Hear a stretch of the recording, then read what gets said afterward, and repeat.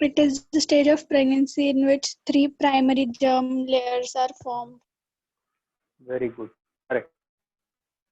It is the stage of pregnancy. आता gastrulation actually completed by the second week of after fertilization. 15 days gastrulation complete. Gastrulation complete 15 days मध्ये गोष्ट लक्षात ठेवा. आता काल आपण हे समजून घेतलं की इम्प्लांटेशन कसं होतं. So what is implantation? What is implantation? कोण सांगतं? What is meant by implantation?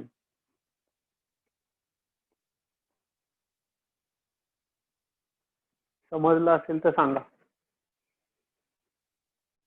What is the meaning of implantation?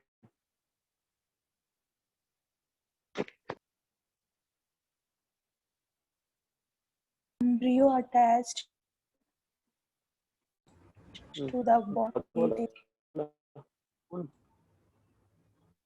गीतक काहीतरी सांगतोय. काय म्हणतो गीतक? बोल.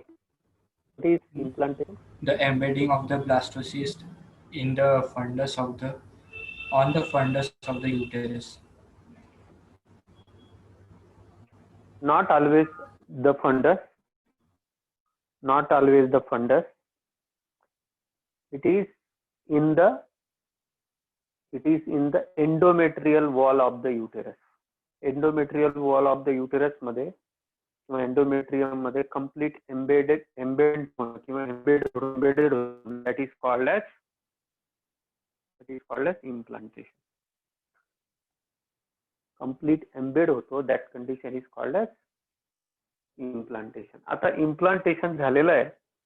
आता implantation मध्ये आपण काल पाहिलं होतं ट्रोफोब्लास्ट जो आहे. आता आपल्याला एक गोष्ट कंप्लीट कळलेली आहे, नीट लक्ष द्या. आपण ट्रोफोब्लास्टची साईड, हे सगळ्या गोष्टी मी पुन्हा सांगतोय की ऍट ए टाइम सगळ्या गोष्टी होत असतात. एकाच वेळेला अनेक चेंजेस होत असतात. जसं आपल्या घरामध्ये ऍट ए टाइम अनेक लोक अनेक कामं करतात, तशाच पद्धतीने या सेल्स मध्ये multiple changes at A time होत असतात. आता या ठिकाणी आपल्याला माहिती आहे फ्लॅट सेल्स आहेत. या फ्लॅट सेल्सला आपण नाव दिलं होतं ट्रोफोब्लास्ट, आणि सायटोट्रोफोब्लास्ट आणि सिन्सिशिओट्रोफोब्लास्ट असे आपण नावं दिलेले. आठवत याच्या आत डेव्हलपमेंट होणार आहे. आपण पाहिलं होतं की गॅस्ट्रुलेशन जेव्हा झालं होतं तेव्हा गॅस्ट्रुलेशन मध्ये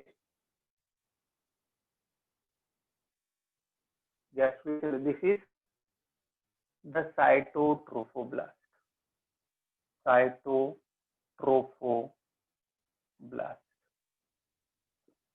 सायटोट्रोफोब्लास्टच्या बाहेरच्या बाजूला या ठिकाणी अशा विलाय सारखं स्ट्रक्चर झालं होतं.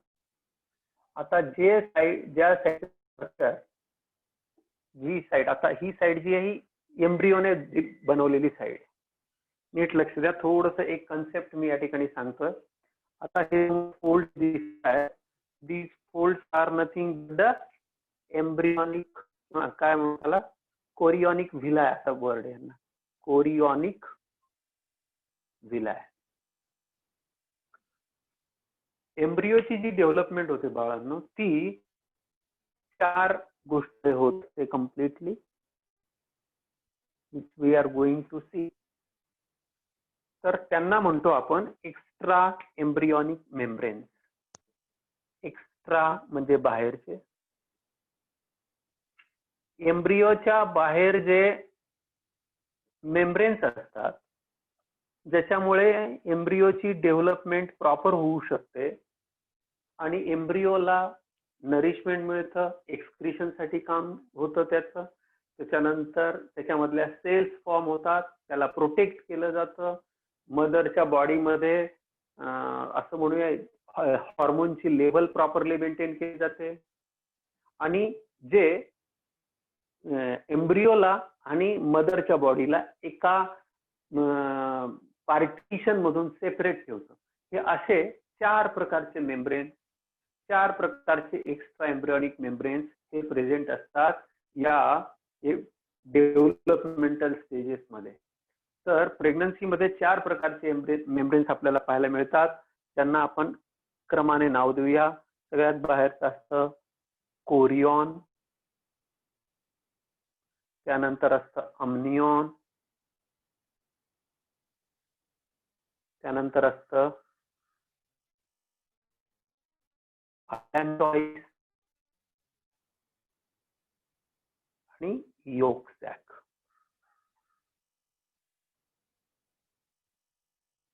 SAC फक्त, योक सॅक. एक्स्ट्रा एम्ब्रियॉनिक मेम्ब्रेन्सचे नाव आपल्याला लक्षात ठेवायचे. एक्स्ट्रा एम्ब्रियॉनिक मेम्ब्रेन्स आपल्याला लक्षात ठेवायचे कोरियॉन, अम्नियॉन, अलॅन्टॉइड, योक सॅक. आता याच्या बाजूला हे आपण पाहिलं की this is what, this is syncytio trophoblast.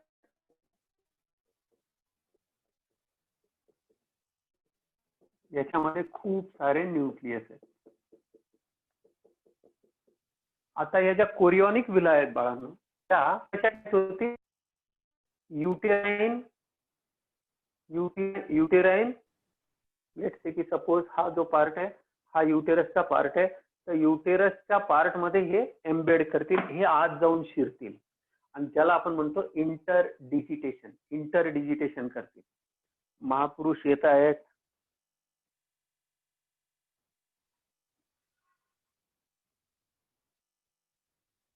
आता हे जे पूर्ण सगळ्या बाजूने एक इमॅजिनेशन करा की ब्लास्टोसिस्टच्या इकडच्या ज्या ट्रोफोब्लास्ट असतात त्या स्टिकी असतात.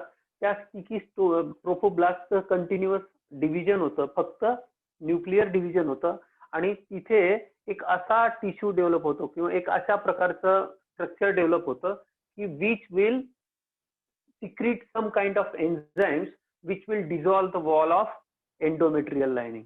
आता ह्या एंडोमेट्रियल लाइनिंगचा जो पार्ट असेल त्याला डिझॉल्व्ह करणार आणि तिकडच्या ज्या ब्लड व्हेसल्स आणि यांचं रीच कुठपर्यंत असतं, जिथपर्यंत यांना ब्लड व्हेसल्स मिळत नाही तिथपर्यंत हे ग्रो करत राहतात.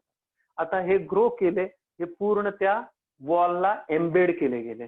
कधी कधी काल मी बोललो होतो की कधी कधी हे इतके आत शिरतात की up to 1/3 of the myometrium पर्यंत हे पोहोचतात आणि हे या ठिकाणी पोहोचले आणि त्याच वेळेला हा जो मॅटर्नल साइडचा जो पार्ट असतो तो याला एनक्लोज करतो.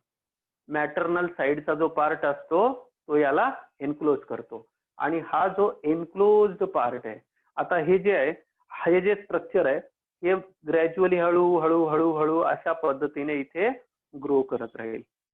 आणि तुम्हाला माहिती आहे आता हा जो पार्ट आहे, हा जो आजूबाजूला दिसतोय, हा दिस is syncytio trophoblast. याच्यावरनं maternal tissue आलेला आहे. हे सगळ्या मॅटर्नल सेल्सने याला कव्हर केलेलं आहे. काही सेल्स इकून येतात, काही सेल्स इकून येतात आणि ह्या इकून कम्प्लिटली फ्यूज करतात आणि त्याने कम्प्लिटली आता याला एम्बेड केलेलं आहे, याला आत आहे. दिस इज द कम्प्लीट इम्प्लांटेशन. आता हा जो पार्ट जो ग्रो झालेला आहे, जो मदरचा पार्ट आहे त्याला म्हणतात मॅटर्नल प्लासेंटा आणि जो आतला पार्ट आहे त्याला म्हणतात फीटल प्लासेंटा. प्लासेंटा शब्दाचा अर्थ होतो it is a bag like structure की ज्याच्यामध्ये हा जो पार्ट आहे हा बनवणार आहे, हा जो पार्ट आहे ज्याला विला आहेत, कोरियॉनिक विला आहेत, that will form the fetal placenta. कारण तो जे कव्हरिंग आहे ते कव्हरिंग कोणी बनवलेलं आहे? फीटसने बनवलेलं आहे. आणि जो पार्ट या मदरच्या पार्टने कव्हर केलेला आहे, जो मदरच्या पार्टने जो टिश्यू मदर कडून आलेला आहे ज्याने ह्या सगळ्या पार्टला कव्हर केलेलं आहे त्याला आपण नाव देऊ मॅटर्नल प्लासेंटा और मॅटर्नल साइड. म्हणजे प्लासेंटाच्या 2 बाजू झाल्या, एक फीटल साइड आणि एक mother side. This is maternal placenta. यालाच आपण म्हणतो कोरियॉन. आणि ह्या विला आहेत ना, ह्यांना आपण म्हणतो कोरियॉनिक विला आहे. आता कोरियॉनिक विला आहे आणि मॅटर्नल प्लासेंटा ह्या इंटरडिजिटेटेड असतात.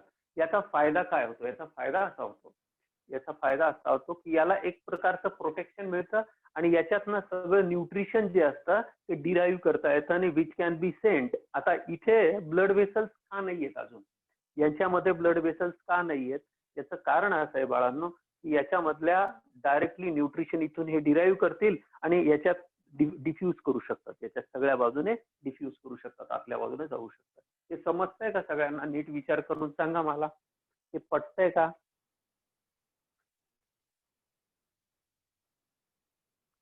हो सर. तुमच्या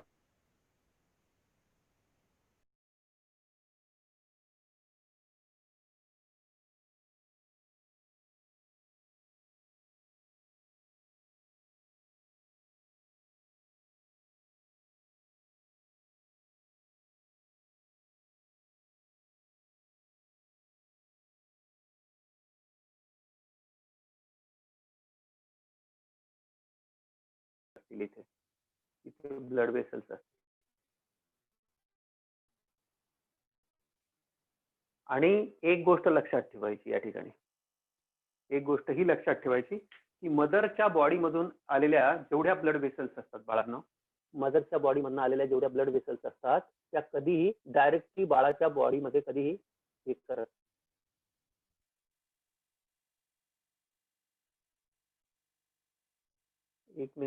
एक मिनिट चालू ठेवा.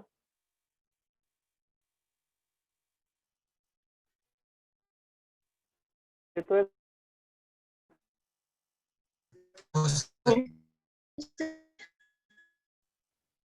Come on.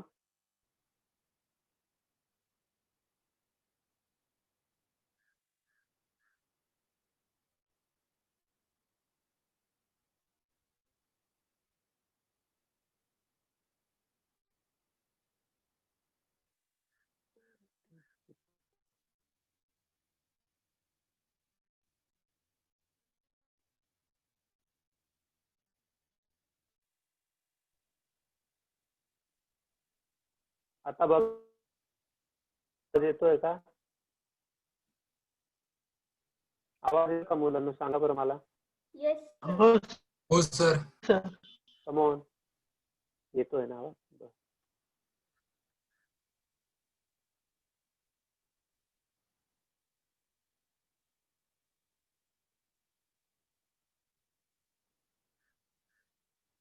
चालेल. आता या ठिकाणी आपण लक्षात घ्या, इथे कम्प्लिटली इंटरडिजिटेटेड स्ट्रक्चर तयार झालं. आता याच्या आत काय काय चेंजेस होतात ते आपण काल त्याच्याबद्दल बोललो होतो. याच्यामध्ये सुरुवातीची जी स्टेज असते याच्यामध्ये आपण पाहिलं की this is what is this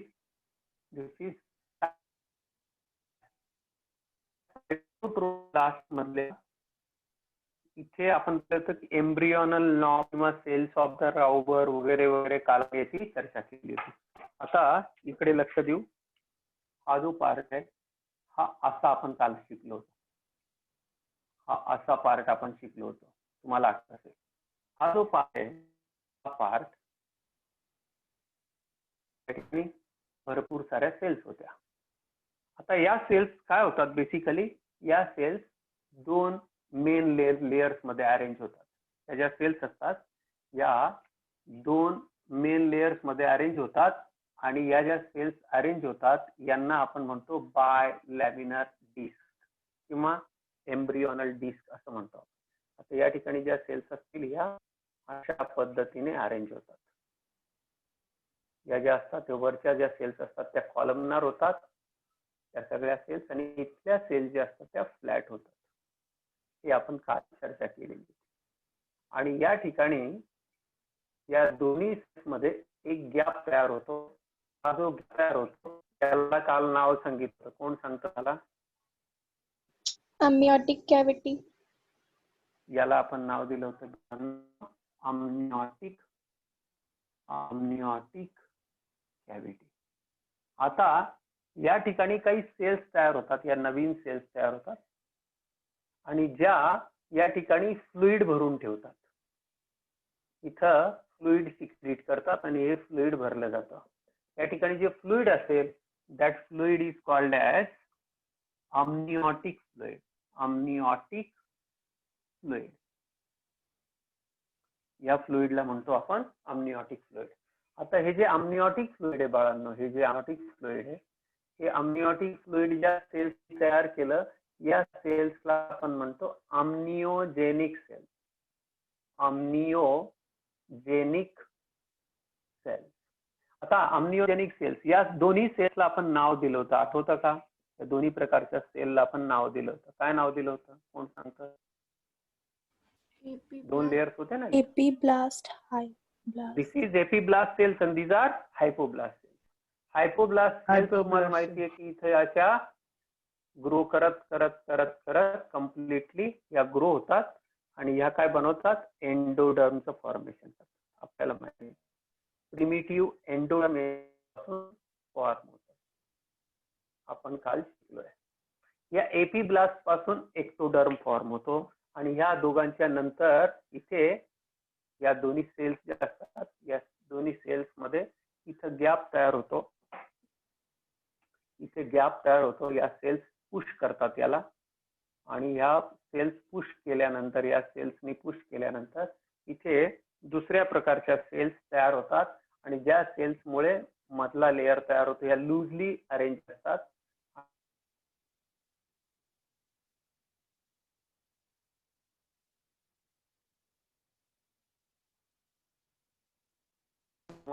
primitive mesoderm आठवतं सगळ्यांना. म्हणजे इथे फॉर्मेशन ऑफ 3 जर्म लेयर्स झालेलं आहे आणि नंतर हे सेल्स अशा पद्धतीने ग्रो करत जातात. याच्यात आपण पाहिलं होतं काही सेल्स इकडे ग्रो होतात आणि काही सेल्स जे असतात त्या अशा पद्धतीने ग्रो होतात. यांच्यामध्ये 2 लेयर्स तयार होतात. याच्याबद्दल काल चर्चा केलेली आहे. जे आतल्या बाजूला असतात त्यांना आपण म्हणतो पराइट विसेरल मेसोडर्म आणि ज्या बाहेर असतात त्यांना आपण नाव देतो पराइट मेसोडर्म.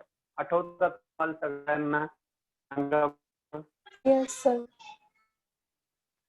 Come on.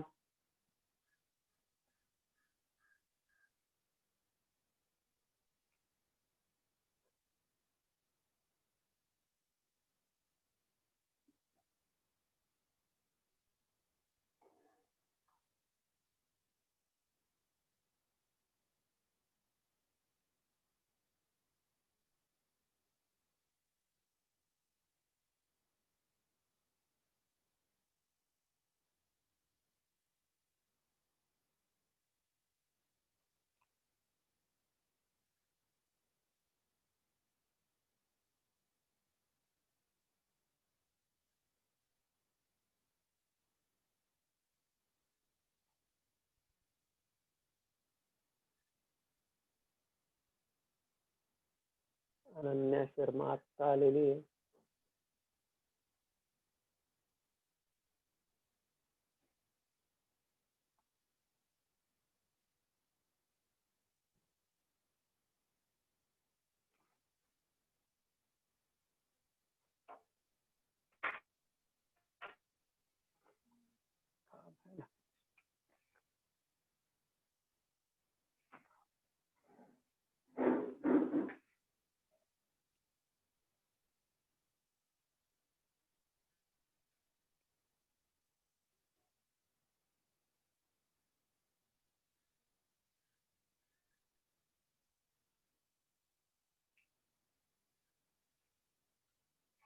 आता हा जो लेयर आहे हा आता आपल्याला आपला जो सिलेबस आहे तो सिलेबस असं सांगतो की आपल्याला फार डीप मध्ये एक ऑर्गन कसा तयार होतो त्याच्यामध्ये आपल्याला त्याच्या प्रिमिटिव्ह स्ट्रक्चरमध्ये जायचं नाही. आपल्याला काय समजून घ्यायचं की हे 3 लेयर्स तयार झाले कॉल्ड एज गॅस्ट्रुलेशन. आता गॅस्ट्रुलेशन झाल्यानंतर प्रत्येक जर्म लेयरचं एक फेट एक काय त्याला आपण म्हणूया त्यांचं एक हे ठरतं की कोणत्या जर्म लेयर्स पासून कोणकोणते ऑर्गन्स डेव्हलप होते. त्याच्या खूप डिटेल गोष्टीत काल तुम्हाला मी पुस्तक दाखवलं होतं आठवत असेल एम्ब्रिओलॉजीचं. तर त्याच्यामध्ये आपण पाहिलं की इतक्या साऱ्या प्रकारच्या डेव्हलपमेंटल स्टेजेस आहेत की एक नुसता आय जरी घेतलं तर आयचं सुरुवातीचं स्ट्रक्चर कसं असेल, नंतर कशा कशा पद्धतीने नवीन नवीन सेल लिव्हर मध्ये कशा सेल्स ऍड होत जातील, लंग्स मध्ये कशा सेल्स ऍड होत जातील, त्या सगळ्या एम्ब्रिओलॉजी मध्ये डिटेल मध्ये शिकायच्या असतात. कारण एम्ब्रिओलॉजी हा स्वतंत्र टॉपिक आहे. आपल्याला इन्फॉर्मेटिव्ह पार्ट करायचा. आपण काल इथपर्यंत आलो की या इथे 4 प्रकारचे मेम्ब्रेन्स तयार होतात. आता हे जे 4 प्रकारचे मेम्ब्रेन्स तयार होतात त्याच्यासाठी एनसीईआरटीने एक डायग्राम दिलेली आणि ती डायग्राम आपण बघूया. आणि ती डायग्राम बघून मी इथे ड्रॉ करतो, तुम्ही माझ्याबरोबर ड्रॉ करा. आणि ती एकदा डायग्राम ड्रॉ केली की तुम्हाला येऊन जाईल आयडिया की हे 4ही प्रकारची मेम्ब्रेन कशा पद्धतीने असतात.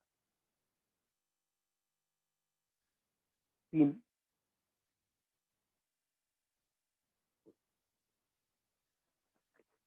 आता तुम्हाला एक गोष्ट कळली की इम्प्लांटेशन झालेलं आहे. इम्प्लांटेशन झाल्यानंतर 3 जर्म लेअर्सचं, आता याच्यानंतर तिसरा पण जर्म लेअर तयार होतो. सुरुवातीला बायलॅमिनार असतो, नंतर तो ट्रायलॅमिनार होतो आणि 3 प्रकारचे जर्म लेअर्स तयार होतात. आता ह्या 3 प्रकारच्या जर्म लेअर्स तयार झाल्यानंतर प्रत्येक लेअर पासनं एक वेगवेगळे स्ट्रक्चर तयार होतात. बॉडी मधले निराळे सिस्टीम्स आणि ऑर्गन्स तयार होत असतात. आता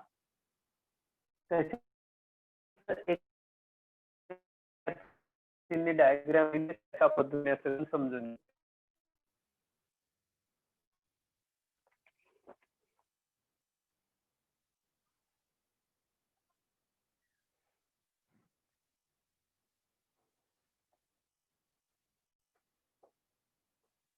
आता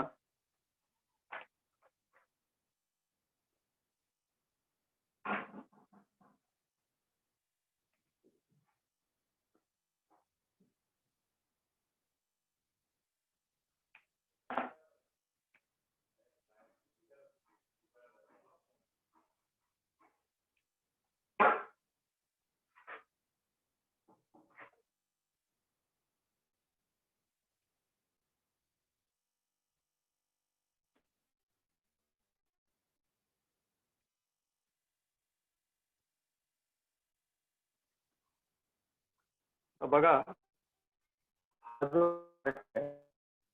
हा पार्ट या ठिकाणी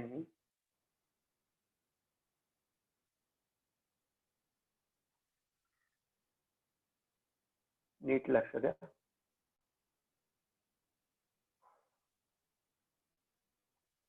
हा जो पार्ट आहे इथे या ठिकाणी आपला एम्ब्रियोची, आता एम्ब्रियो केव्हा म्हणायचं आणि फीटस केव्हा म्हणायचं त्याच्यासाठी काही महत्वाच्या गोष्टी आपण चर्चा करणार आहोत.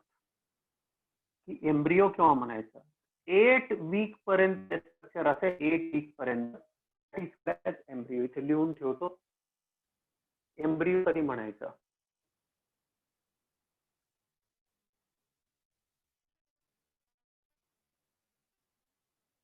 आफ्टर fertilization,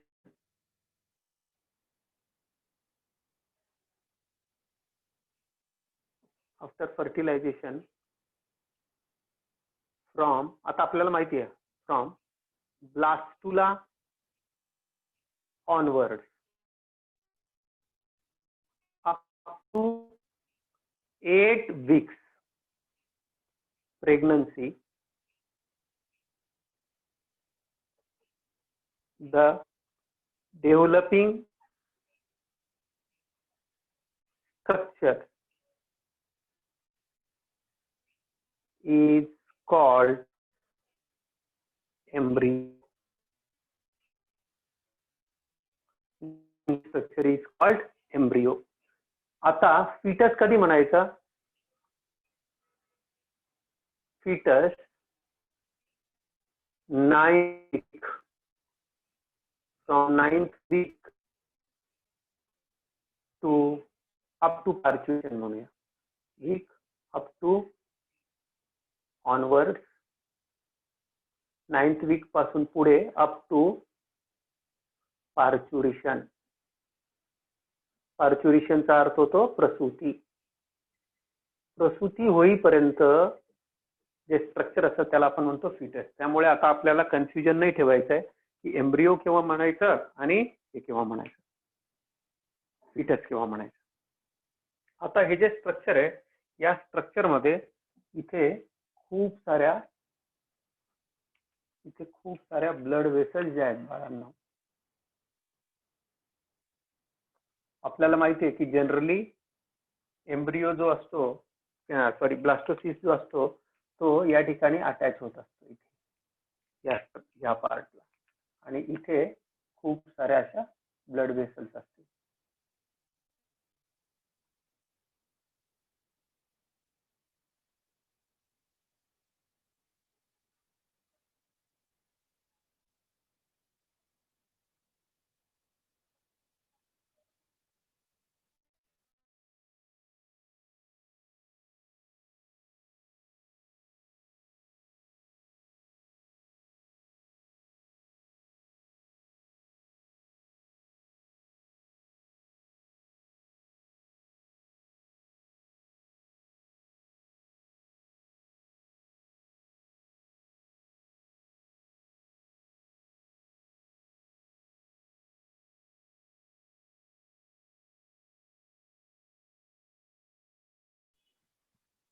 लाईट फार मोठा खेळ आहे, काय करणार. आवाज येतोय ना अजून? हो सर. हो सर येतोय. आवाज येतोय पण लाईट गेलेली आहे. काय येतोय काय माहिती. क्लिअर पण दिसते सर. क्लिअर पण दिसतंय ना. ठीक आहे, बघूया. आता मी नंतर जे स्ट्रक्चर काढतोय ते दिसतं का बघा.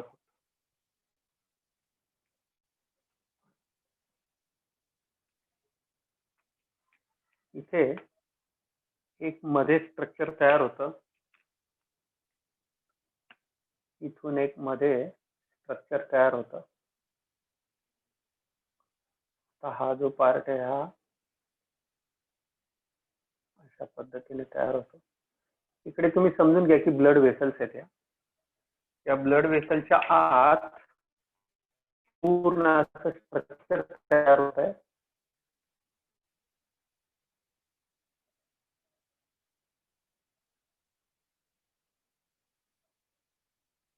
आता या ठिकाणी जे स्ट्रक्चर तयार होत आहे याला आपण म्हणतो अम्बिलिकल कॉर्ड. इथे डबल ब्लड वेसल्स असतात, ज्याला आपण मराठीत नाळ वगैरे असा शब्द वापरतो. ज्याच्यात मराठीत आपण, आवाज येतोय ना सगळ्यांना, बोलत राहा माझे. हो सर. याला मराठीत आपण काय म्हणतो, नाळ असा शब्द वापरतो. आणि ह्या नाळेत ना सगळा ब्लड सप्लाय वगैरे होत असतो. आणि इथे जे स्ट्रक्चर असतं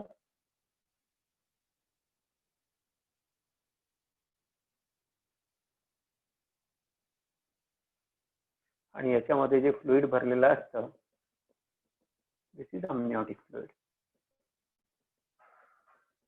at the time of delivery, the amniotic fluid असतं, this is amniotic fluid. हे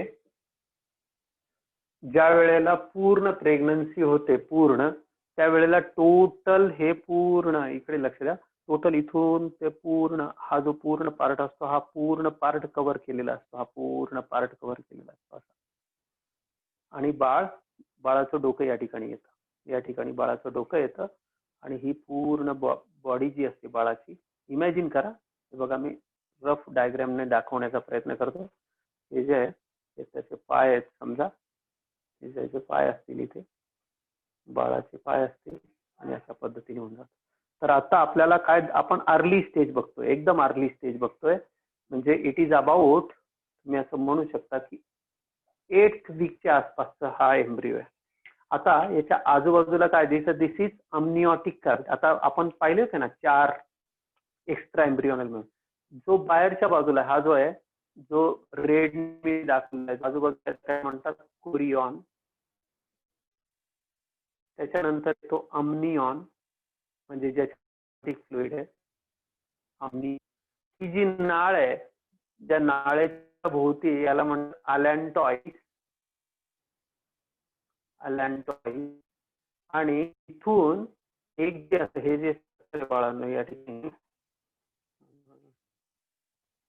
कुठे दाखवू, हा इथे इथून एक स्ट्रक्चर या ठिकाणी ह्युमन बिंग्स मध्ये एक्स्ट्रा स्ट्रक्चर या ठिकाणी असतं and this is called as yolk sac. Yes, sir.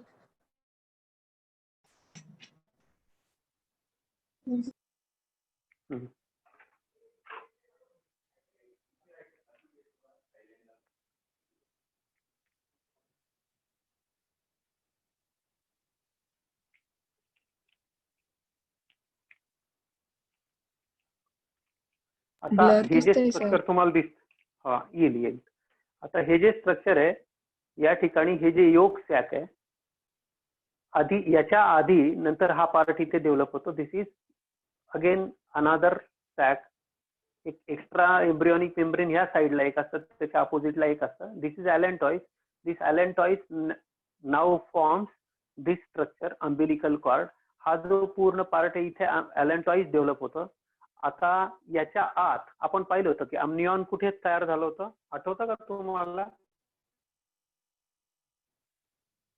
इथे या ठिकाणी हा जो पार्ट होता या ठिकाणी अम्निओटिक कॅव्हिटी तयार झाली होती. आता ही जी अम्निओटिक कॅव्हिटी आहे ही कॅव्हिटी सगळ्या बाजूने पूर्ण अशी कव्हर करते याला आणि याच्या आत हे स्ट्रक्चर खाली खाली खाली खाली सरकत जात होतं.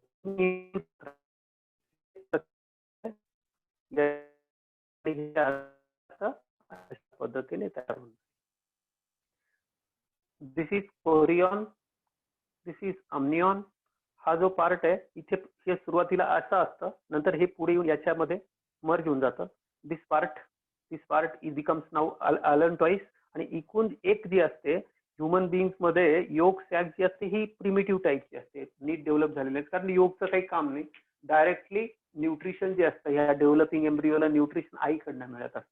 त्यामुळे ही सॅक वेगळ्या फंक्शनसाठी काम करते. काय फंक्शन करते तर आपल्या आरबीसी, डब्ल्यूबीसी, प्लेटलेट जे टोटल ब्लड आहे ते हिच्या पासून होतं.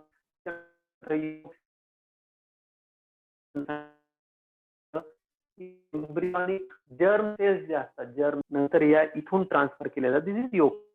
अशा पद्धतीने हे एम्ब्रियोनिक मेम्ब्रेन असलेलं स्ट्रक्चर होतं आणि ग्रॅज्युअली इट. हे आता जी प्रेग्नन्सी असते बाळांना ती आपण 3 पार्ट मध्ये डिवाइड करतो. हँग झाला येऊ होतोय सर थोडा. हो, sir. हँग झाल्यासारखा होतं. शनिवार म्हटलं की लाईट जाते येते जाते येते जाते येते, गोंधळ होतो थोडासा.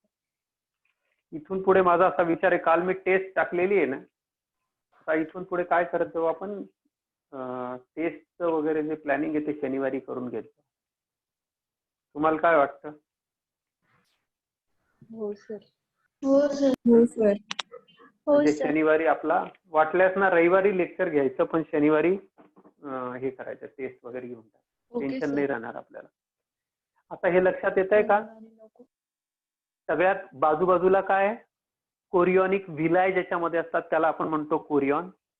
त्याच्या आत जो आहे ज्याच्यामध्ये हे बेबी जे आहे डेव्हलपिंग एम्ब्रियो जो आहे, आता एम्ब्रियो नाही म्हणणार मी, ऑफकोर्स याला फिटस म्हणून, डेव्हलपिंग फिटस ज्याच्यामध्ये असतो, ज्याच्यामध्ये मुवमेंट करू शकतो, त्या डेव्हलपिंग फिटसच्या आजूबाजूला जो पोर्शन आहे, जो रिकामी जागा आहे, दॅट इज कॉल्ड ॲज अम्नियॉन आणि अम्निओटिक कॅव्हिटी.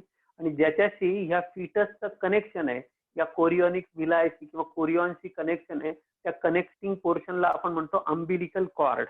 आणि त्याच्या भोवतीचं जे मेम्ब्रेन आहे दॅट इज कॉल्ड ॲज ॲलेंटॉइस. आणि दिस स्ट्रक्चर ज्याच्याने कनेक्शन झालेलं असतं तिथे 2 आर्टरीज आणि व्हेन्स असतात. याला आपण म्हणतो अम्बिलिकल कॉर्ड. Umbilical cord.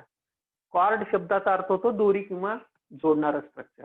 आता हे अशा पद्धतीने इथे जोडणार आहे आणि याच्यातनं न्यूट्रिशन जे काही असेल ते पूर्ण बाळाला मिळणार आहे आणि इथून याच्या बॉडीमधनं ज्या वेस्ट असतील त्या बाहेर टाकल्या जातील.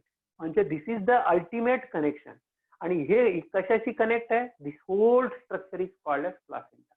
प्लासेंटा काय? एक डिस्कॉइड असं स्ट्रक्चर आहे.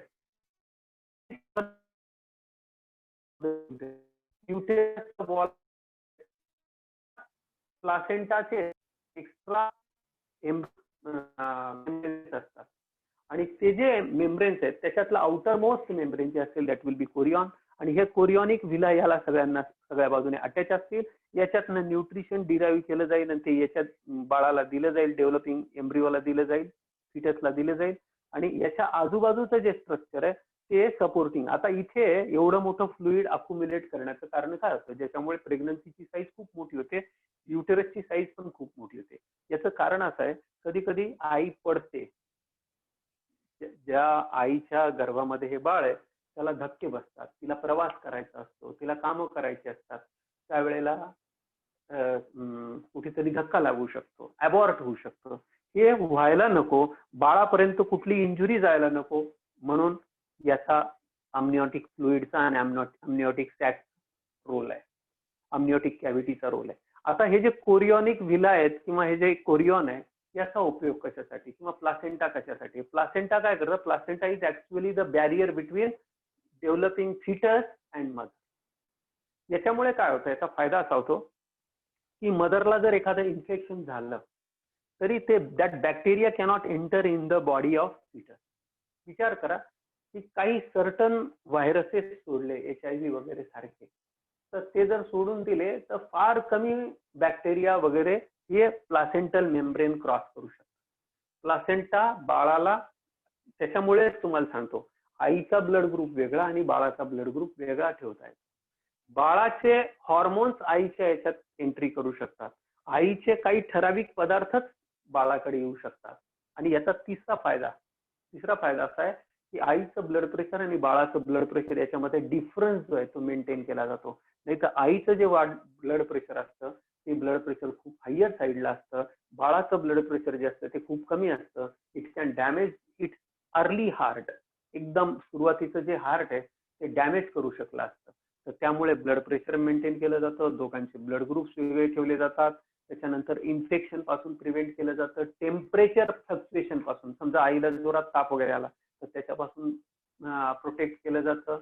त्याच्यानंतर या कव्हरिंगमुळे बाळाला स्वतंत्र हालचाल करता येते, याच्यामुळे याच्या डेव्हलपमेंटमध्ये हे कुठेही चिकटत नाही. समजा जर हे फ्लुइड राहिलं असतं, इमॅजिन करा दुसरं कशाशी तरी चिटकून गेलं असतं आणि दुसऱ्या कशाशी चिकटलं असतं, तिथे जर डेव्हलपमेंट सुरू झालं तर अशी डिलिव्हरीच पॉसिबल नव्हती. म्हणून या सगळ्या गोष्टींपासून सेपरेट करण्यासाठी या प्लासेंटाची निर्मिती झालेली असते. प्लासेंटामुळे काय होऊन जातं की बाळ स्वतंत्र, एक प्रकारच्या स्वतंत्र खोलीमध्ये बाळ जे अपकमिंग बेबी आहे ते निवांत राहू शकतं. It can open its fist, it can open its mouth, it can open its eyelids. हे सगळ्या गोष्टी याच्यामुळे पॉसिबल होतात. हे समजलं का सगळ्यांना? सांगा बरं मला. Yes sir. Yes, आता sir. हा जो पार्ट आहे, हा पार्ट जो आहे बाळांनो, हा पार्ट युटेराइन कॅव्हिटीचा आहे. हा जो पार्ट आहे ना, हा part, this part is uterine cavity. आता एक गोष्ट सांगायची, याच्या आधी सांगितली पाहिजे ती पण राहिली, आता योगायोगाने आली ते सांगतो. काही फिमेल्स मध्ये वारंवार रिकरंट, वारंवार अबॉर्शन्स होतात. हा पार्ट कोणता? युटेरस, हा पार्ट, दिस पार्ट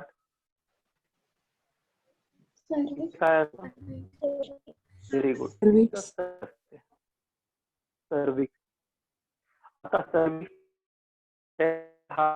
काय, इंटरनल ऑस, आणि इकडे काय असेल, हा जो पार्ट काय असेल, एक्स्टर्नल ऑस असेल.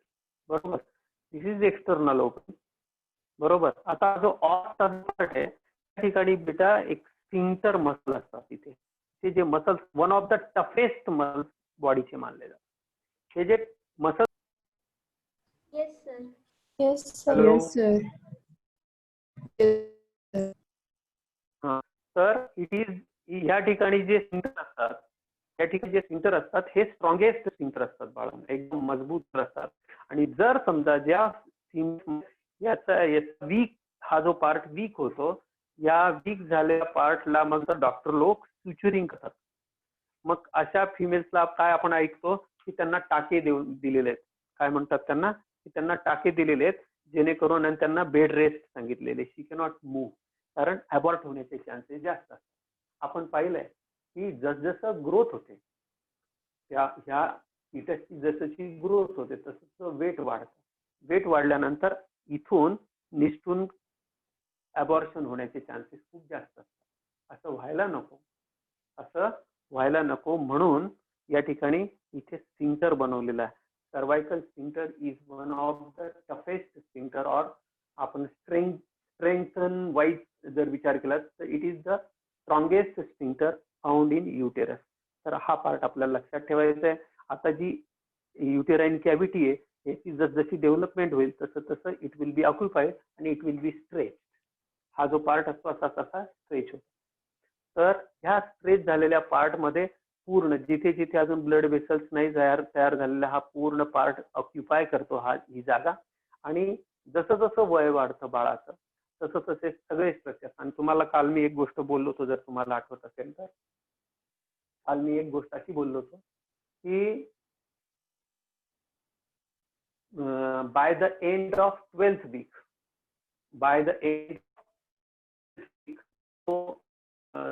3 इंचच्या आसपास 7.5 सेंटीमीटरच्या आसपासचा जो एम्ब्रिओ नाही म्हणणार आता मी, त्याला फिटस म्हणेल. तर जो फिटस असतो it resembles with the adult human being. Adult human being मध्ये जे स्ट्रक्चर्स तुम्हाला पाहायला मिळतात किंवा एका नॉर्मल ह्युमन बिंग मध्ये जे स्ट्रक्चर्स पाहायला मिळतात, that all the structures are seen in that 7 centimetre.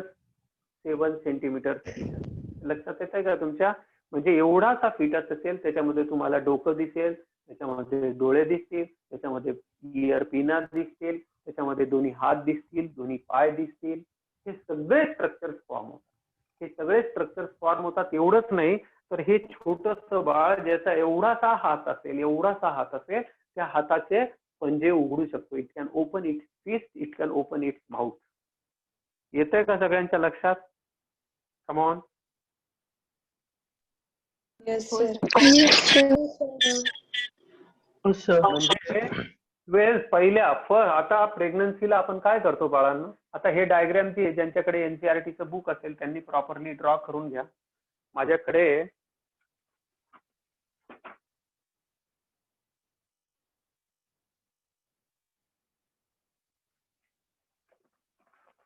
आता आपल्या एनसीईआरटीने एक इमेज दाखवलेली आहे. माझ्याकडे आणखी एक बुक आहे, त्या बुक मधली डायग्राम तुम्हाला दाखवतो की सर्वसाधारणतः कशा पद्धतीने डेव्हलपमेंट होतात. तसं मी काही इमेजेस तुम्हाला आज टाकलेल्या आहेत, तुम्ही बघितल्या का? हो सर. हो सर. सगळ्यांना मी ग्रुपवर टाकलेले आहेत बघा. आता इथे ही इमेज नीट बघा, दाखवतो बघा सगळ्यांना दिसेल. हे बघा सगळ्यांनी लेअर, जर तुम्हाला जवळून दिसत असतील दिसतंय का सगळ्यांना? Yes sir. आता हे बघा फुल्ली डेव्हलप्ड फिटस कसं दिसलं का? फुल्ली डेव्हलप्ड फिटस दिसतोय का सगळ्यांना? हो सर. हो सर. आणि हा आर्लीचा जो आपण आता डायग्राम मध्ये दाखवतो. येतंय सगळ्यांच्या लक्षात? म्हणजे फुल डेव्हलपमेंट झाल्यानंतर कसं पूर्ण युटेराइन कॅव्हिटी ऑक्युपाय केली जाते बघा. येतंय ना लक्षात?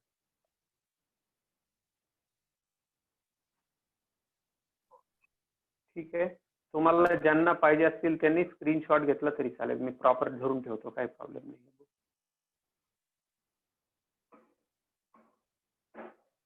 ठीक आहे.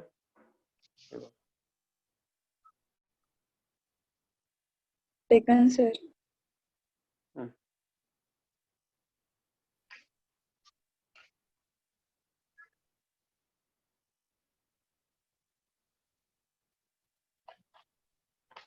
घेतली का?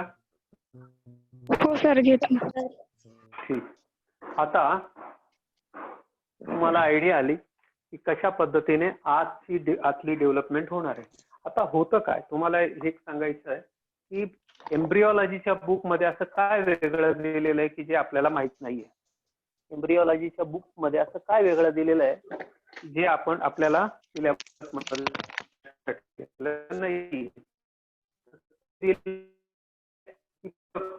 स्ट्रक्चर जे आहे एवढी स्ट्रक्चर कशा पद्धतीने होत होत होत गेलेलं आहे ते याच्यात दिलेलं आहे. आणि हे पुसतोय का, हा जो पार्ट आहे आम्ही पुसतोय. आता तुम्हाला आयडिया आलेली आहे. सर आता आपल्याला काय करायचं की फेट ऑफ ऑल जर्म लेअर्स समजून घ्यायचे आणि प्रेग्नन्सीच्या तिन्ही ट्रायबेस्टर मध्ये काय काय चेंजेस, म्हणजे आपल्याला काय करता येईल, सॅच्युरेशन कडे जाता येईल. कोणाचं तरी ऑडिओ चालू आहे, कोणा चालू आहे बघा.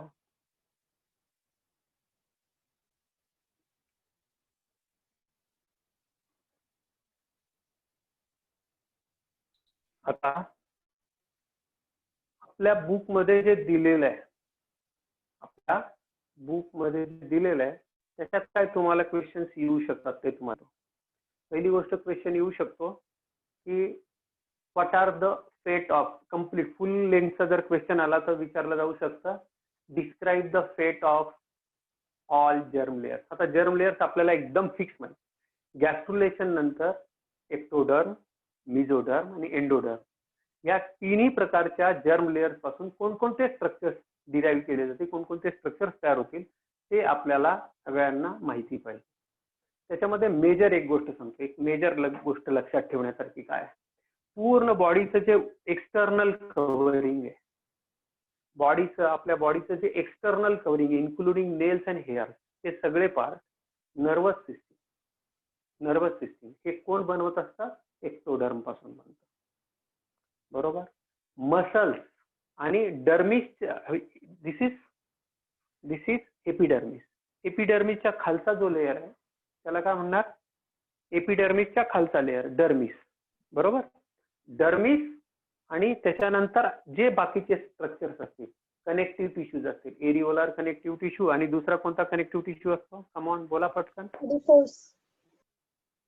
हा, तर त्या सगळ्या कनेक्टिव्ह टिश्यू, मसल्स, बोन्स म्हणजे skeletal system, muscular system, erythropoietic system म्हणजे ज्याला आपण म्हणू शकतो ब्लड, त्याच्यानंतर circulatory system, cardiovascular system, heart, हे सगळेच्या सगळे मिझोडर्म पासून. रफ सांगतोय सगळं, आपण डिटेलमध्ये लिहू त्यात. आणि एंडोडर्म पासून आमचे संपूर्ण इंटरनल लाइनिंग जी असते, गॅस्ट्रो इंटेस्टिनल ट्रॅक्टची, जीआय ट्रॅक्टची जी संपूर्ण इंटरनल लाइनिंग असते, ग्लँड्स असतील, त्याच्यानंतर रेस्पिरेटरी स्ट्रक्चरचं इनर साइड जे असते ते संपूर्ण एंडोडर्म पासून तयार होते. त्याच्यानंतर जेनायटो युरिनरी ट्रॅक्ट जो असेल तो त्याच्यापासून बनलेला असतो. एक रफ आम्हाला विचारलं तर एपिडर्म पासून आउटर एपिडर्म तयार होतो, सेंट्रल नर्वस तयार होते. आता कशा पद्धतीने ट्विस्ट करतात किंवा कशा पद्धतीने विचारतात ते नीट लक्षात घ्या. ऍड्रिनल ग्लँड जी आहे बाळांनो, ती ऍड्रिनल ग्लँडचा इंटरनल पार्ट जो असतो, म्हणजे ऍड्रिनल मेडुला बद्दल मी बोलतो, तर adrenal medulla is ectodermal in origin. Adrenal medulla is ectodermal in origin, कारण तो नर्वस आहे, त्याच्यापासून ऍड्रिनलिन तयार होतो. आणि adrenal cortex is mesodermal in. असे ट्रिकी क्वेश्चन्स विचारले जातात. त्यावेळेला आपल्याला त्याचं हे माहिती पाहिजे की कोणकोणत्या स्ट्रक्चर्स पासून, कोणकोणत्या लेअर्स पासून काय काय तयार होतं. आता फेट ऑफ डिफरंट जर्म लेअर्स म्हणून आपल्या पेज नंबर 35 वर स्टेट बोर्डच्या टॉपिक्स दिलेले. Endoderm give rise to epidermis of the skin, hair, nails, sweat gland. आता जे जे स्ट्रक्चर डिराईव्ह केले बनवले जाते.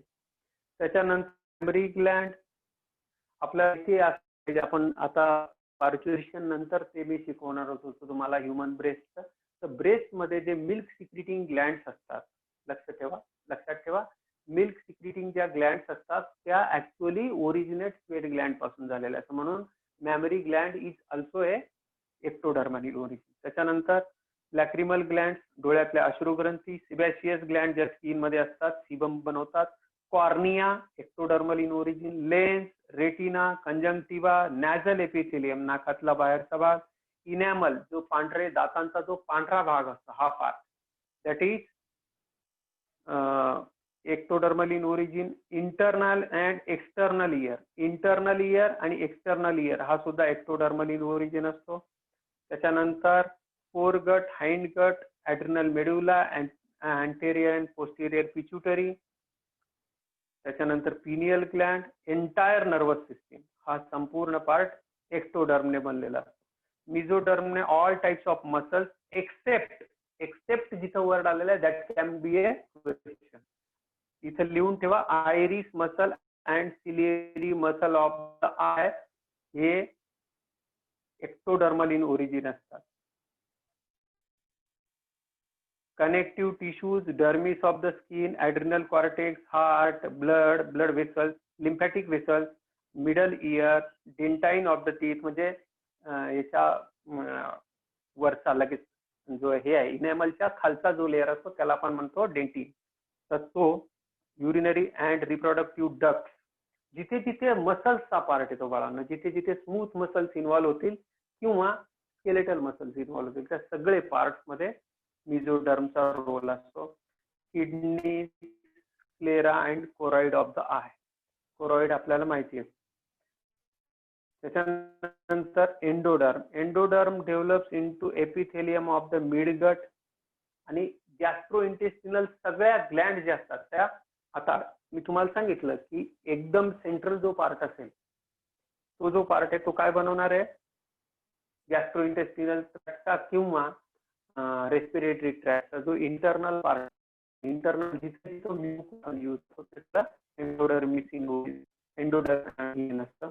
Gland, stomach, intestine, tongue, tonsil, lungs, bronchi, larynx, urinary bladder, vagina, liver, pancreatic gland, thyroid gland, thymus gland, tube of the urethra, liver.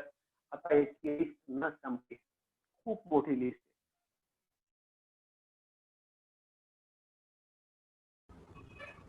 Sir हे ते page number 35 वर दिलेला आहे स्टेट बोर्डच्या, तुम्ही प्रॉपरली लिहून काढाल. विचार.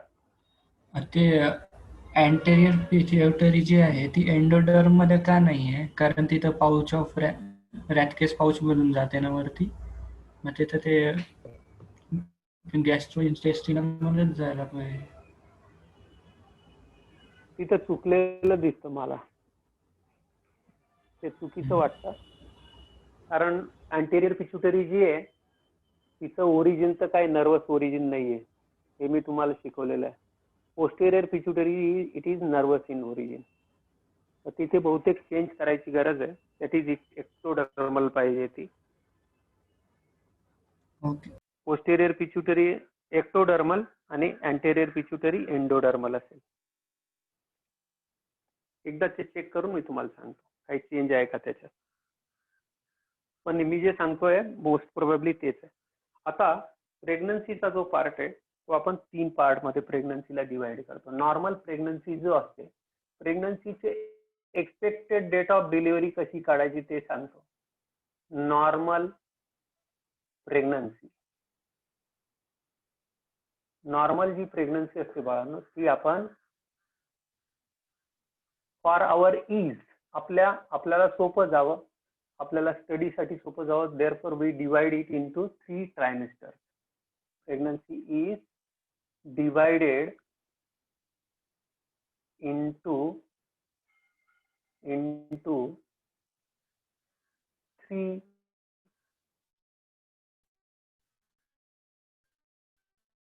months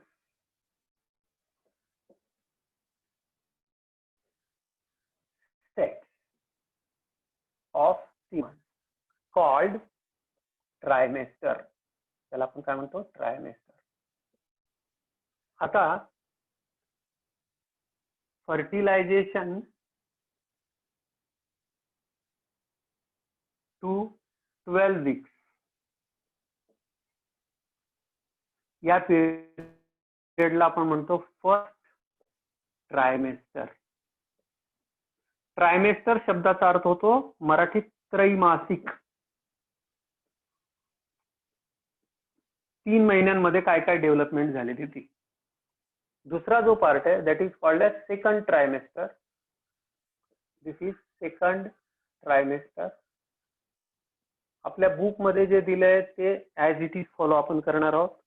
13th वीक सर खूप ब्लर दिसतोय. To 26th week. 13th week to 26th week. Clear आहे बेटा माझ्या एंडने? माझ्याकडून काही प्रॉब्लेम नाही सर ब्लर. हो सर ब्लर. हा आता ब्लर आहे. क्लिअर झालं का? 13th week to 26th weak. थोडस माझ्या शब्दांकडे पण लक्ष द्या म्हणजे तुम्हाला प्रॉब्लेम नाही येणार.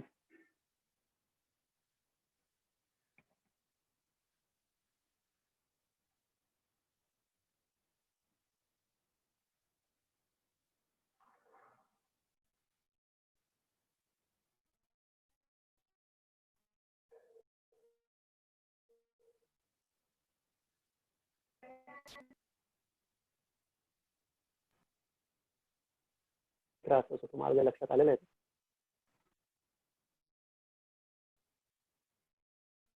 तुमच्याही लक्षात आला असेल की शनिवार म्हटलं की थोडासा त्रास असतो. तुम्हाला काय वाटतं? बरोबर आहे ना? आवाज येतोय का? हो सर. हो सर. समोर आवाज येतोय का मुलांना?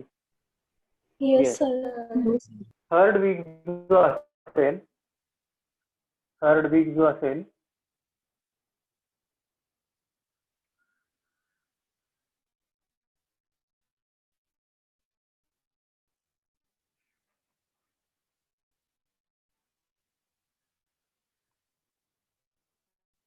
Seventh week till parturition. 27th week till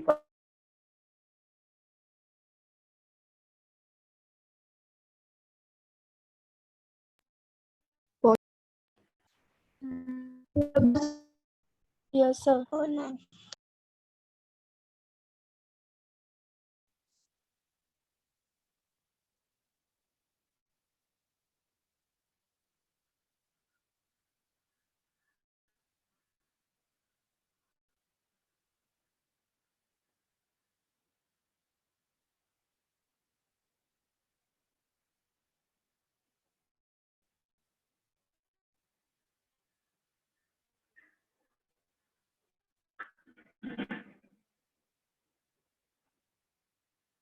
आता first trimester, second trimester, third trimester हे मिळून नॉर्मल प्रेग्नन्सी जी असते ती असते 266 days फ्रॉम फर्टिलायझेशन. 266 days असते और 280 days from LMC last menstrual cycle. करा ना सर. खूप ब्लर हो. दिसतोय. खूप त्रास होतो, काय करते.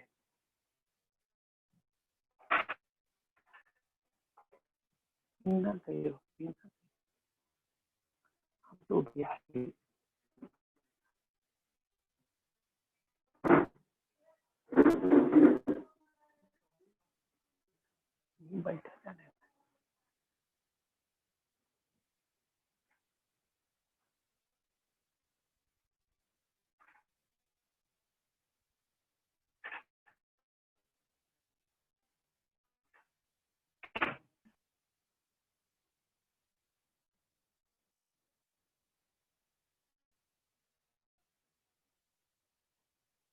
या तुमचा ऑडिओ हे चालू आहे का? व्हिडिओ चालू आहे का बाळांनो? कोणाचा तरी व्हिडिओ चालू आहे म्हणून असं होतं. सीन कर रे. असं आहे ऑनलाईन.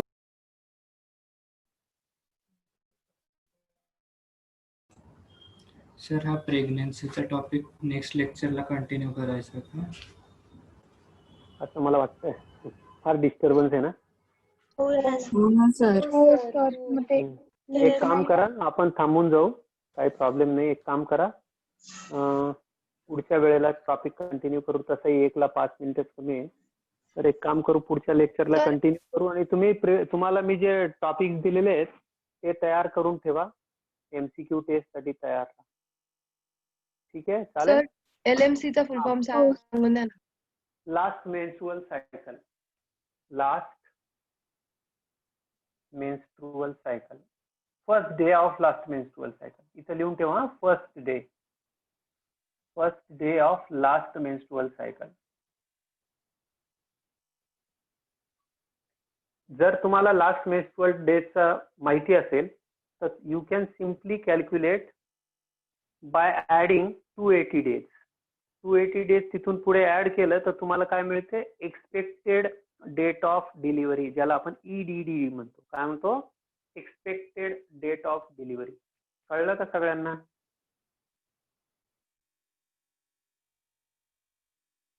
हो sir.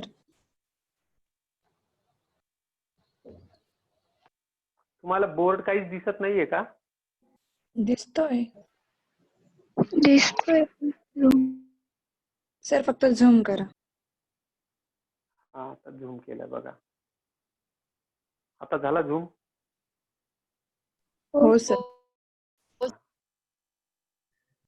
Last menstrual cycle is LMC. त्याच्यावरनं काय काढू, एक्सपेक्टेड डेट ऑफ डिलिव्हरी. त्याच्यात 13 मायनस केले तर 266 डेज होतात. याच्यात प्लस 3 केले तुम्हाला लास्ट मेन्स्ट्रुअल सायकल काढता येतं. कधी असू शकतं, अंदाजे येतं, 1-2 दिवस मागे पुढे होऊ शकतात. हे लक्षात आलं सगळ्यांच्या? आता फर्स्ट ट्रायमेस्टर, सेकंड ट्रायमेस्टर आणि थर्ड ट्रायमेस्टर मध्ये काय काय होतं ते आपल्याला व्यवस्थित लक्षात ठेवायचंय. जर तुम्हाला दिसत असेल तर मी फक्त पुढचे 5 मिनिटं बोलणार आहे तुमच्याशी. चालेल? हो सर, चालेल. आता बऱ्याचशा फिमेल्सला मॉर्निंग सिकनेसचा त्रास होतो. Anybody is knowing what is morning sickness?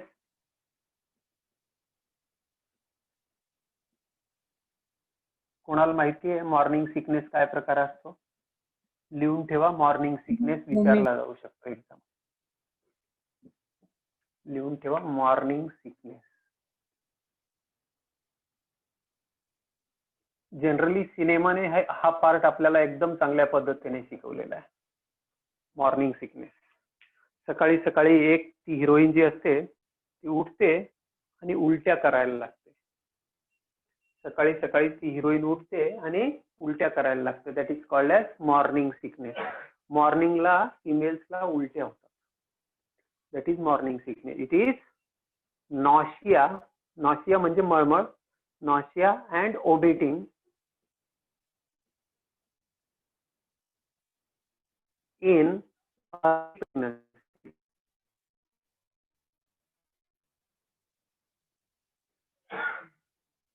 Early pregnancy मध्ये काय होतं, nausea and generally in the morning, म्हणून त्याला morning sickness. Generally in the morning. आता असं का होतं?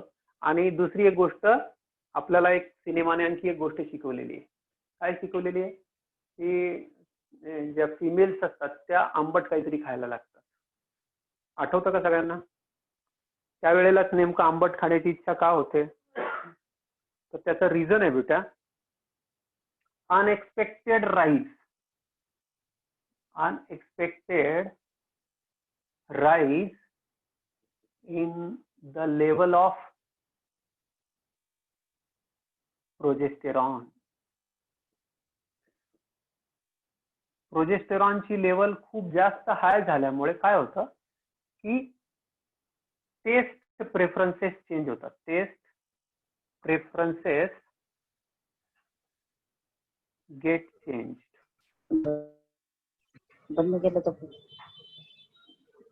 Taste preferences get change.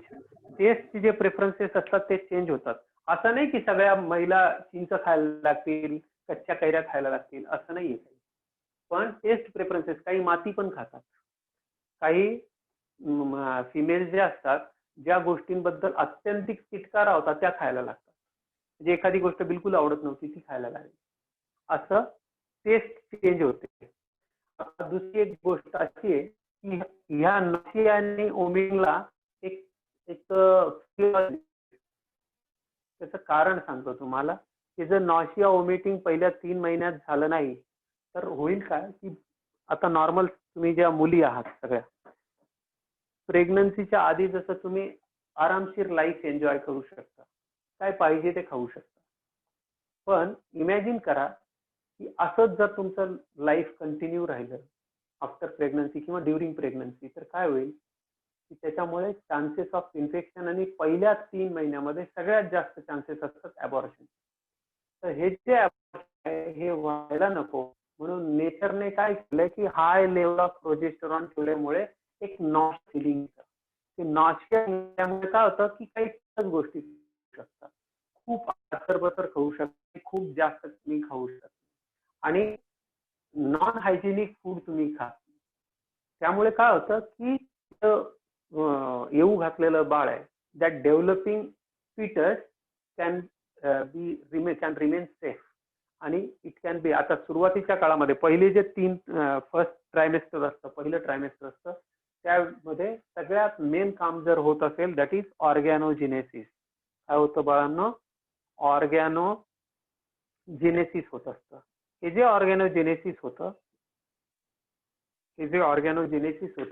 याच्यामध्ये सगळे ऑर्गन्स बनत असतात. त्यामुळे या पिरियडमध्ये डॉक्टर लोक सुद्धा अतिशय विचारपूर्वक एखादा औषध एखादी गोळी देत असतात. या पहिल्या ट्रायमेस्टरमध्ये तुम्ही जर बघितलं तर बऱ्याचशा लिफलेट्सवर मेडिसिनच्या लिफलेट्सवर लिहिलेलं असतं not safe in first trimester of pregnancy लिहिलेलं असतं त्याच्यावर क्लिअर कट. मेडिसिनच्या बॉक्सवर लिहिलेलं असतं not safe in first trimester of pregnancy. कारण काय असतं की समजा जर या पिरियडमध्ये जर दिलं आणि ऑर्गन मध्ये एखादा फॉल्ट तयार झाला एखाद्या आणि अशा जे औषधं ज्याच्यामुळे ऑर्गन मध्ये फॉल्ट येतो अशा औषधांना म्हणतात टेरॅटोजेनिक मेडिसिन.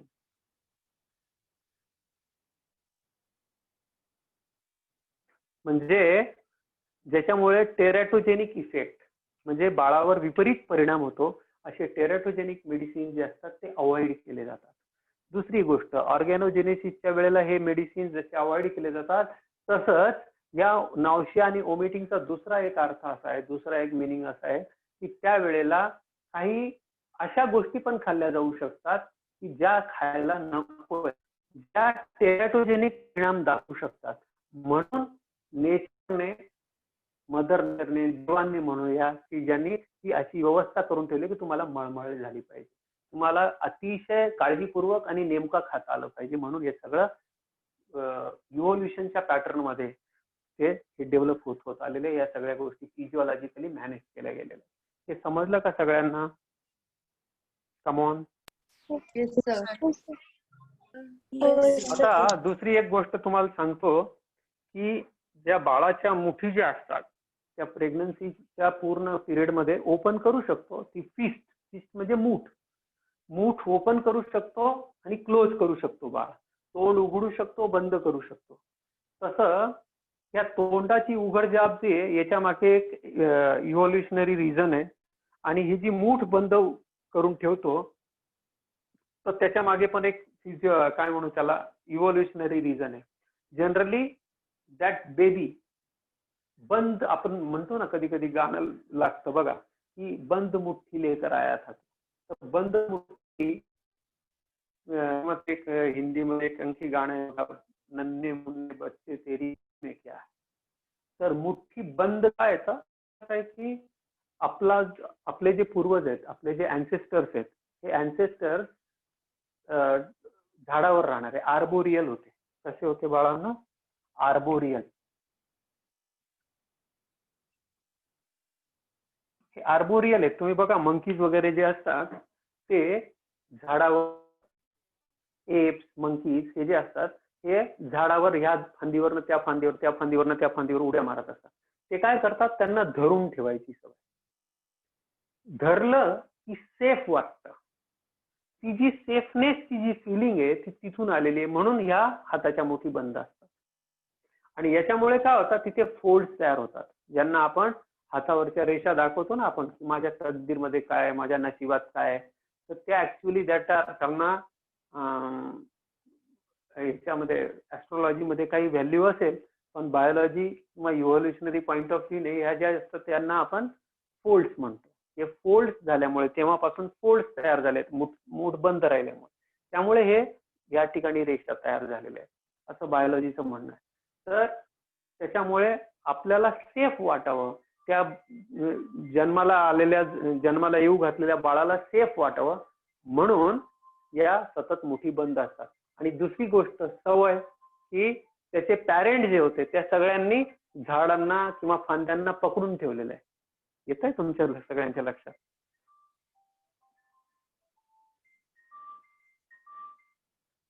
येत आहे ना तुमच्या सगळ्यांच्या लक्षात? म्हणून मूठ बंद असते. So these are some reasons which need to be known to you. काय काय लक्षात ठेवायचंय? लक्षात एक पहिली गोष्ट ठेवायची आहे, तुम्हाला जे मी फोटोग्राफ पाठवले ते त्याच्यातला जो इम्पॉर्टंट पार्ट आहे तो लिहून काढा. दुसरी गोष्ट लक्षात ठेवायची आहे की मॉर्निंग सिकनेस फिजिओलॉजिकली इम्पॉर्टंट काय. तिसरी गोष्ट लक्षात ठेवायची आहे की इव्होल्युशनच्या पॉइंट ऑफ व्ह्यूने जे मी आज सांगितलं ते इम्पॉर्टंट आहे. आणि जे बाकी सगळं विसरले तर चालतील, पण जे विसरून बिलकुल चालणार नाही, that is teratogenic medicine. Teratogenic effect जे बाळावर परिणाम करतात, त्याच्यामुळे बाळामध्ये व्यंगत्व येऊ शकतं, डिफॉर्मिटीज तयार होऊ शकतात, असे मेडिसिन फर्स्ट ट्रायमेस्टर मध्ये बिलकुल घ्यायचे नसतात. आणि समजा जर अतिशय आवश्यक असेल तर अंडर मेडिकल सुपरविजनच घ्यायचे असतात. आणि अतिशय कमी डोस मध्ये डॉक्टर लोक पण देतात की ज्याच्याने ती बाई पटकन बसते. नॉर्मल डोस कधीच देत नाही, अतिशय कमी डोस मध्ये तिला ट्रीट होण्यापुरतं त्याला मेडिसिन देतात. कारण बऱ्याचशा, तुमच्या माहितीसाठी एक सांगतो, टेट्रासायक्लिन म्हणून एक औषध येतं, ते जर औषध प्रेग्नन्सीच्या काळामध्ये घेतलं तर त्या बाळाचे आयुष्यभरासाठी कितीही चांगलं टूथपेस्ट वापरली तरी दात कायम पिवळे राहतात. तर एक असं एक्झाम्पल, असे मी भरपूर सारे एक्झाम्पल देऊ शकतो, पण हे अशा मेडिसिन्स, या अशा मेडिसिन्सला आपण म्हणतो टेराटोजेनिक. म्हणून फर्स्ट ट्रायमेस्टर मध्ये कुठल्याही प्रकारचे मेडिसिन्स घ्यायला नको, आणि घ्यायचे असतील, आवश्यक असेल तर ते डॉक्टरांच्या सल्ल्याने. आणि काही सेफ औषधांची यादी तुमच्या जे ऑब्स्टेट्रिशियन असतात, जे प्रसूती तज्ज्ञ किंवा गायनेकोलॉजिस्ट असतात, त्यांना माहिती असतात, तेच औषध ते देतात. आणि तेही त्यांनी ठरवून दिलेल्या प्रिस्क्राइब्ड डोस ज्याला म्हणतात, त्यांनी ज्या दिलेला डोस डोस ते घ्या. मला आता क्लिअर झालाय. उद्या आपण पुढच्या प्रेग्नन्सी बद्दल डिटेल मध्ये बोलूया. थँक्यू. असतील तर तुम्ही पाठवू शकता. आवाज येतोय का? हो सर. चालेल. काही क्वेश्चन्स असले याच्या रिलेटेड तर तुम्ही मला विचारू शकता.